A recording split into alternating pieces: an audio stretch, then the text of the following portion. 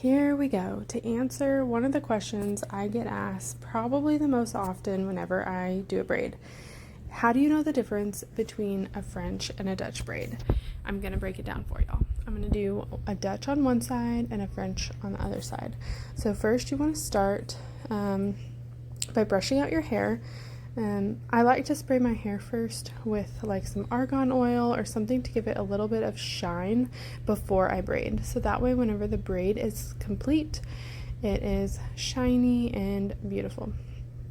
And the hair just looks really healthy, especially at the ends. But here my hair is doing pretty well, so I'm not going to spray it first. So you want to part down the middle, brush through several times. This way you don't have any knots as you're going, and when you pull the hairs through at the end, it will be easier if it's brushed through and no tangles. So first I like to take a little section out so I don't look completely bald when I'm done, and just frame my face with some bangs. So here we're starting, this is the Dutch braid. So notice I have 3 sections at all times. So the Dutch braid, the middle piece always stays on top. So watch here, I've got 3 pieces at all times, just like a braid. But the middle piece stays on top. You see that? The pieces that I'm transferring go under that middle piece. So once I've done it, each side has gone under the middle, then I just add hair to the side pieces. So I'm just adding that hair. I still have 1, 2, 3. Now I'm pulling under the middle, and add some hair. So this is your Dutch braid. The Dutch braid, the braid is on top. You're braiding over.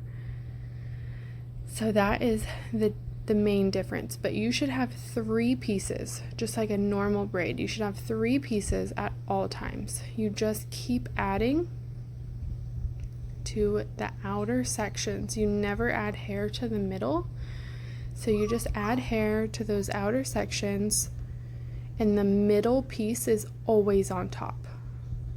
So watch here, I'm adding to the front piece, adding to the back piece. Now the front piece is going under the middle and the back piece is going under the middle. Add to the front piece. Here again, I'm going to pull out just a little bit of hair to kind of frame my face as I go. At the end, it's really pretty if you kind of curl those pieces or do something cute.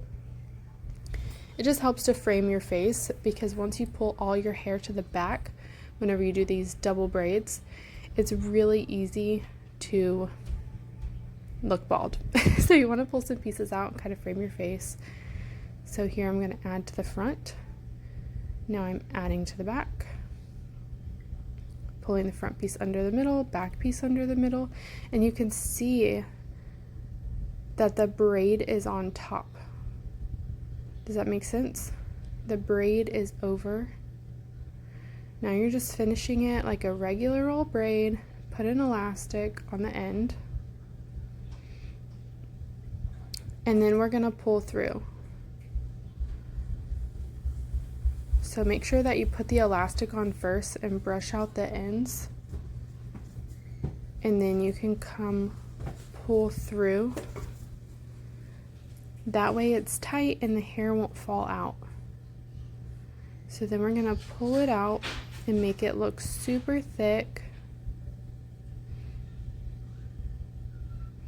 Make sure you're careful when you're pulling, especially if you have layers.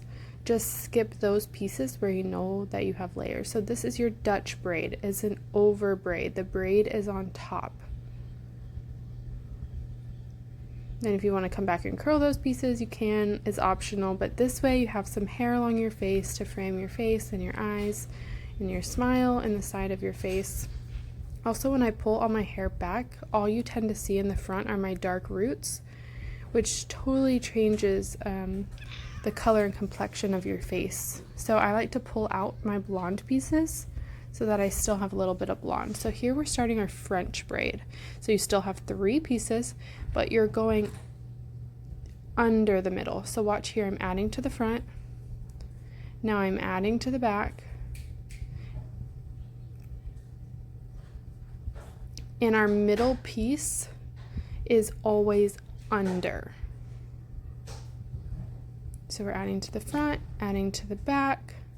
The middle piece is going to be under. So this is an under braid. Your French is an under braid. And you'll see the difference once we get toward the end a little bit. But in the Dutch, your middle piece was always on top. In the French, your middle piece is always on the bottom. So we're just blowing some hair out. Now I'm adding to the front, adding to the back piece. I still have 3 pieces in my hand. And you just continue all the way down. You always have 3 pieces and you just add to the front sections. So here in the French style, you can see I'm adding hair. And the middle piece goes under. It's an under braid. So you can see the braid is more flat to my head. It's not raised up at all.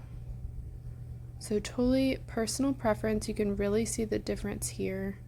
And then you just continue it like a normal braid all the way down. Put your elastic on. And then pull through the exact same way that you would, but always brush out the ends so that when you pull through, you don't bring up any tangles or knots. You want your hair to look super healthy and thick and shiny. So pull through here. It's a little different when you're pulling through a French because the braid is under, so it really loosens up those outer pieces. So you just kind of have to feel around and see if it's getting too loose, but there's the difference. I hope that this was helpful. It's hard to do it in a phone, so it's a little bit messy, but that is the difference between your basic French and your basic Dutch braid. Here's another cute way that you can wear it. This is a Dutch braid and I just ended in buns.